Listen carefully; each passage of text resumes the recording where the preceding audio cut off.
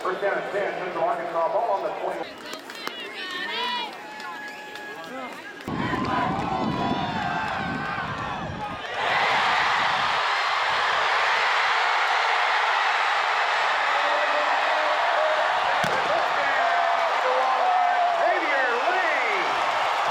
Let's go, coach. Shout out to TSP, man. Shout out to the whole team. Hey, oh God. Your helmet. Let's go. Let's go. Right out. Go.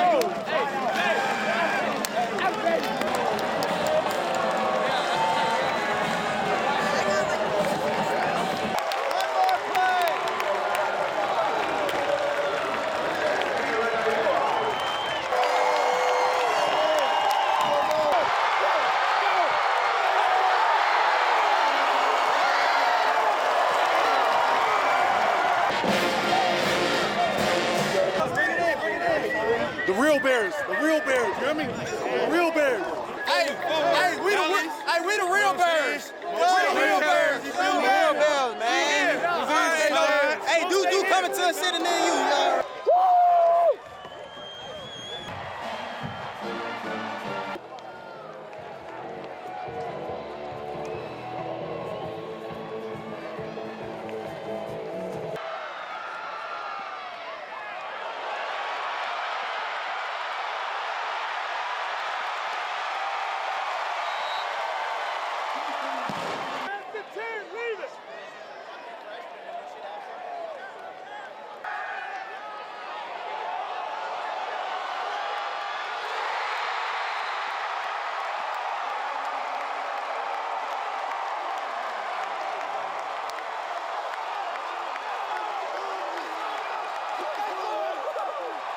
You gotta avoid it. Q, you gotta avoid it.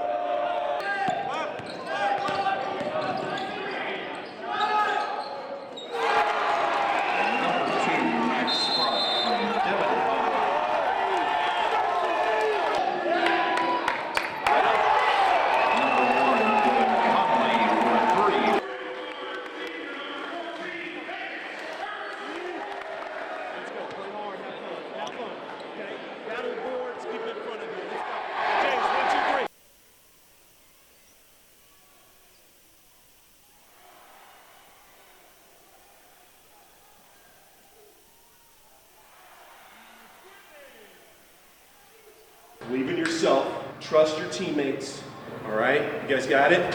We believe in you. You guys are gonna get this thing, okay? All right, let's go.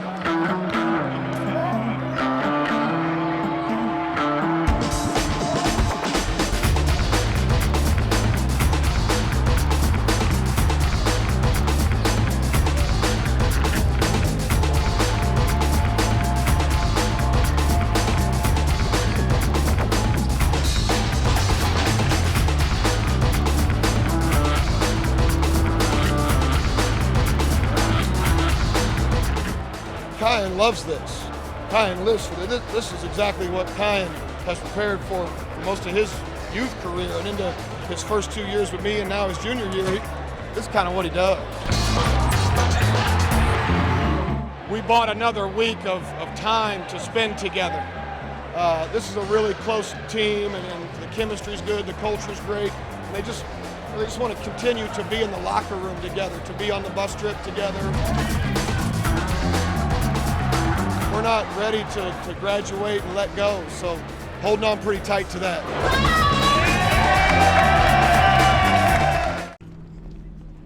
Go to a junior high track meet and you'll see teens and preteens of all different sizes.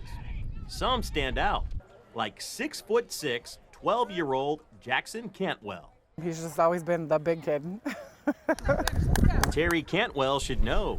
When she delivered Jackson, he weighed 11 pounds, 2 ounces, and he arrived 2 weeks early. That also describes his accession in track and field, big and early. In his second junior high meet, Jackson set a new shot put world record for his age with a throw of 52 feet 10 inches. I mean, I guess I can't really say much else. It feels pretty good. He appears to be following in his parents' footsteps. This man, Christian Cantwell, he is the world champion. Jackson's father is Christian Cantwell, one of the strongest, most dominant athletes to ever step in the thrower circuit. He was a 5-time Big 12 champion and 7-time All-American at Mizzou. A 2-time Olympian, he won a silver medal in the 2008 games in Beijing, and a 4-time world champion. I thought he would, probably throw just like anybody else would, middle school and all that, but obviously he started a little bit earlier. My wife started putting him in a track club when he was like 5 or 6. Terry was an 8-time All-American, a 2-time NCAA shot put champion, and she competed in the 2000 Olympics. So I wanted him to try jumping and sprinting, and he did, but he just obviously really loved throwing, and so he kept going there. Back whenever I was like 6, I was competing at 8 and under, and I got 6th or 7th. So at that time, I didn't realize how good that would be for my age. But then I got first that one year, whenever I was like 7 years old. I started realizing maybe I am pretty good at track. Yeah, maybe. Last August, Jackson won his first AAU discus national title. He also set a new national record in the shot put with a toss of over 56 feet. He's just incredibly talented. He's a big kid. So right now, he's throwing a little bit on the back of his, that his athleticism and everything. Now he's got decent technique. But for him to go, like, I say right now, he does pretty good in discus and shot with his technique. But for go to good from great, it's going to take a lot of hard work. Jackson's natural talent isn't limited to track and field. He loves basketball and football too. Yeah, so he plays tight end and defensive end, right? But that was just 7th grade, so who knows what he's going to end up playing as he gets older, and fills out. I mean, he's just a hair over 6'6" and 235 pounds. So he may grow into a tackle, or he may keep playing tight end. I don't know, but yeah, he's excited for the way football's going. We're excited for him. Whatever Jackson ultimately settles on, Terry says he needs to develop his own identity. Obviously, when you're good at something that your parents were good at, that's the first thing people say, oh, his dad was an Olympian, or his mom and dad were Olympians. So, he's just got to learn to compete with that and deal with that. And really, that's what athletics is all about. So you're always going to have pressure. Doing whatever he chooses. I don't know what sport he's going to end up liking the most or being the best at, but, obviously track and field, there's a future there if he wants it, probably.